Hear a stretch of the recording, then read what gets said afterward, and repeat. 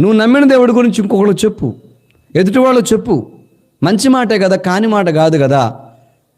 నువ్వు శాంతిగా సమాధానంగా ఉన్నావంటే ఈనాడు యేసు ప్రభువుని బట్టి ఉన్నావు. వాళ్ళు అలా లేరు కదా, మరి వాళ్ళకి ఆ మాట చెప్పాలి కదా. నువ్వు ఆత్మలో ఆరోగ్యం పొందుతూ ఇంకొకళ్ళు ఆత్మ ఆరోగ్యం కోరుకోవాలి కదా. ఎంతమందిని దాటేసుకుంటూ పోతున్నావు దీన్ని బట్టి. మీ ఊళ్ళో కానీ, మీ ప్రాంతంలో కానీ, నీ ఆఫీసులో కానీ, లేకపోతే నువ్వు చేసే వ్యవసాయ పని దగ్గర కానీ, వ్యాపారం దగ్గర కానీ ఎంతమందిని దాటేస్తున్నారు దేవుని బిడ్డలైన వాళ్ళు. సువార్త చెప్పకుండా, దేవుని సంగతి మాట్లాడకుండా.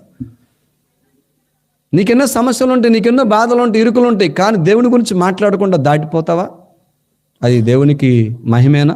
అది నీకు తగునా? దాని అర్థం భయభక్తులు ఉంటే ధైర్యం వస్తుంది. టోటల్గా భయభక్తులు గల వాళ్ళు ఏం చెప్తారు?